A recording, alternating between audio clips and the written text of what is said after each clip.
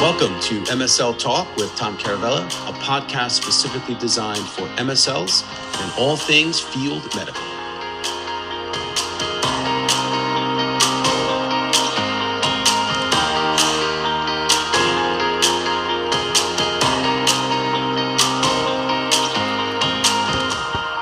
Hey guys, welcome to the podcast. My guest today is Josh Kosnick. He is a leadership coach, entrepreneur, podcaster, speaker. The guy's a monster. He's also a friend, and he's going to talk about soft skills and leadership skills for how introverts can succeed in an extrovert world. It's really good stuff. Josh is awesome. I think you guys are going to love this. Don't forget to follow me on LinkedIn. Check us out on MSL Talk Live, which is the first Tuesday typically of every month at 1:30 p.m. Eastern time. And that's on the LinkedIn Live platform. And don't forget to check out our videos on our YouTube channel. Josh, my man, welcome to the podcast, brother. How you doing? Doing well. Happy. Anytime I can spend time with you, Tom, I'm doing great. Guys, you're in for a treat. Josh and I are friends. So as you've seen recently, I brought some of my friends on because there's so much value to be brought to this show. And when I think of value and I think of leadership and I think of someone that just pours into other people, I think of Josh. We've known each other for probably about a year and a half or so. And I want to share him with you. So I'm not going to go too much further detail. Josh, why don't you do an intro, tell everybody who you are, where you're from, and all that good stuff. Oh, great. You know how much I love talking about myself, which is actually the opposite. I would prefer others to intro, but here we go. Josh Kosnick. I'm in Madison, Wisconsin, kind of the heartland, what you East Coasters would call the flyover states, right? But born and raised here in the Midwest, and I'm a leadership coach by trade, also a professional EOS implementer. So I focus on two sides of the coin, because I find that most entrepreneurs and business owners struggle with either people development, leadership development, or systems and processes to help their businesses scale. So I wanted to focus on those two things. And when I interact with people, I figure out, hey, where are you needing the most help now? And we dive in there first on which side of the coin. So I, devoted husband and father of four, and just here to pour into people and make as big of an impact on this world as possible. I love it. Well, I am so grateful that you're here, and you guys are in for a treat. So Josh is incredibly humble in his intro. I mean, the guy is a monster.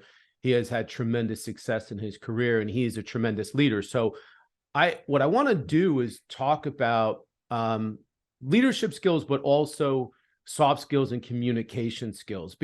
And Josh, I think I explained these to you over the phone. My audience here, the folks that listen to this podcast are all professionals, very smart people, academics, advanced degree professionals in the pharmaceutical and biotech industries. And a lot of folks in that community are self-proclaimed introverts.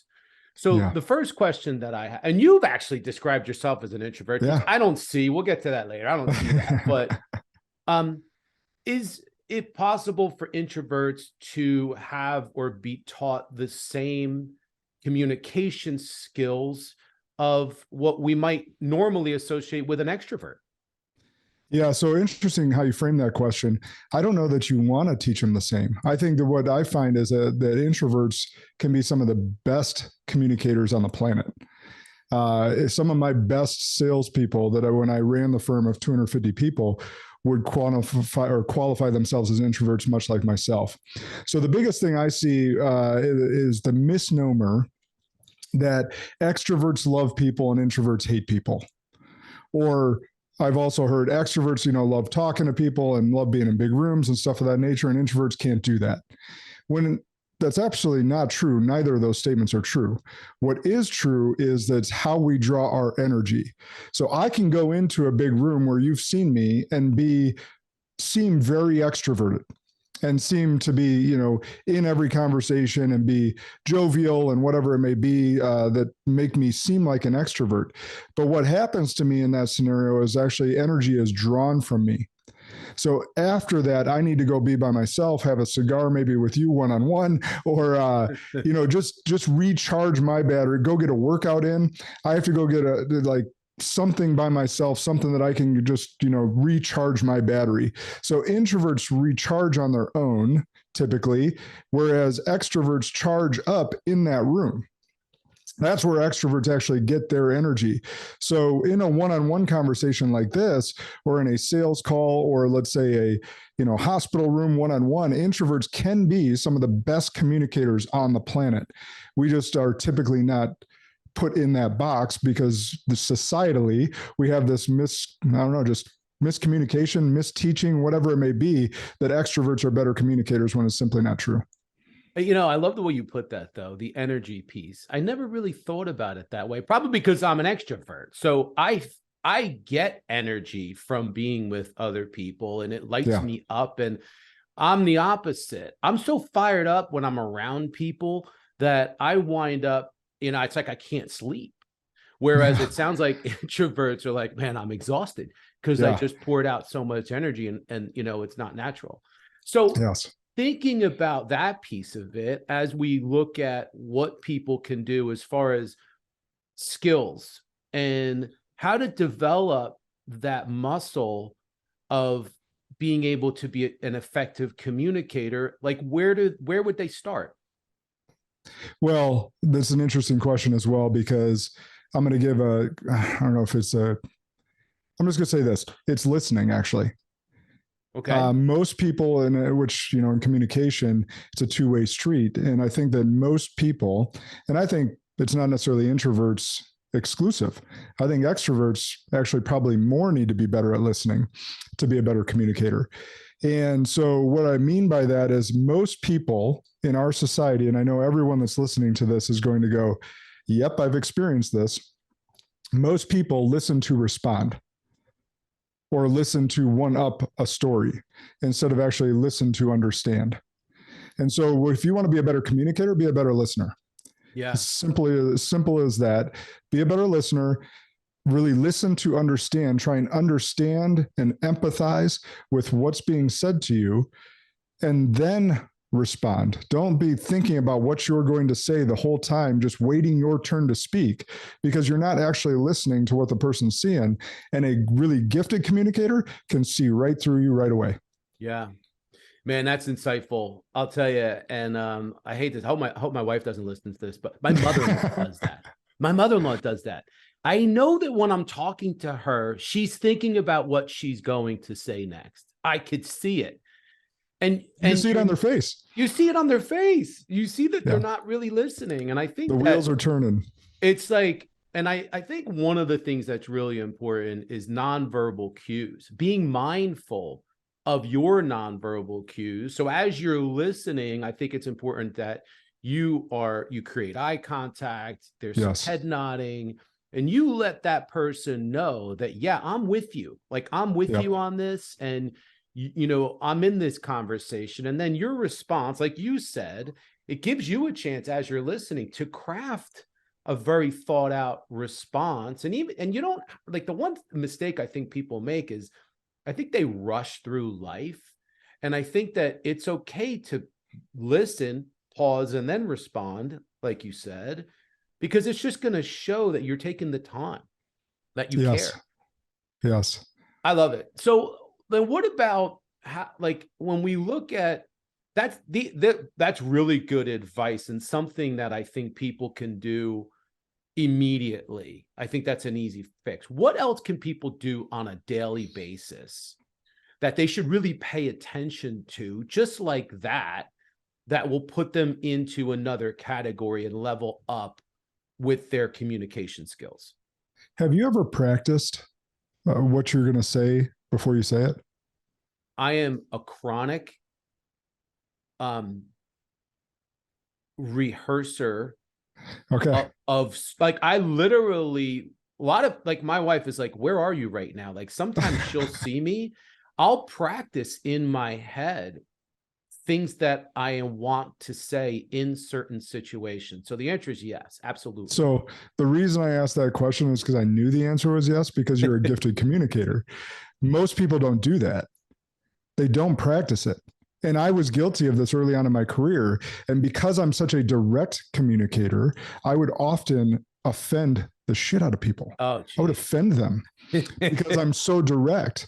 And so what happens there is my intent and impact are misaligned. What you want is your intention and your impact to have the same alignment, especially in a difficult conversation. Because those courageous conversations, those difficult conversations, like you want to come across as caring, and that you have to, especially if you're in a leadership position, you got to, lay the stick on someone. Is like, you want to make sure that the intent and the impact are matching. So you're going to have, especially if you're a direct communicator like I am, going to have to practice over time the delivery of that message. Most people are so busy, like you mentioned, they're going in from meeting to meeting to meeting. They haven't thought through what they're going to say. All of a sudden, that person sits in their chair and word vomit comes out.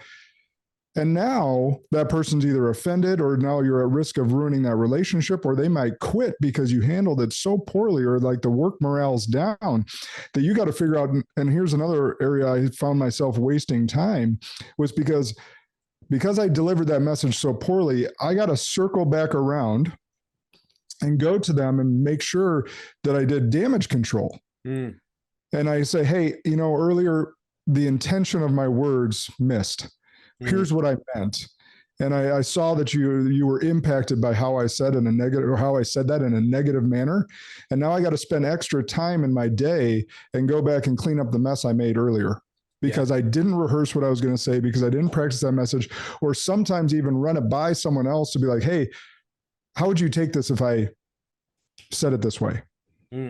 Yeah. There's so much to unpack there. And let me start by saying that, and guys, what Josh and I are saying is that this doesn't mean you need to practice out loud. I mean, you certainly can if you're in a position to do, like if you're in the car and you're driving and you really feel like you want to just talk to yourself. I don't. I actually practice to myself for different situations, whatever the situation might be. I rehearse what it is that I want to say. And there's two really good places to do this. One is in the gym. So if you're working out, you're doing your cardio, you're on the treadmill, you're on the Stairmaster, or whatever it might be. I put headphones on so that nobody bothers me, but I'm rehearsing. So I might bring some type of outline on my phone or on my iPad, a presentation, something that I'm working on that I'm going to rehearse. That's number one. Number two, in the car, when you're driving, turn the radio off, or we say radio, whatever it is, turn the music off, turn the podcast Sirius off. XM, whatever it is. Yeah. Unless you listen to the MSL Talk podcast, don't turn it off, finish listening to it. But spend some time with yourself. I think it's really important to spend time with yourself and practice so that you get it down and it just becomes second nature. And to your point, Josh, like, maybe if you have the tendency to be direct, then that's what you're practicing. I'm the opposite. So I need to be more direct. I literally, Josh, you and I are polar opposites, where sometimes I'll wind up having to have a difficult conversation with somebody, and it won't come out as direct as I want.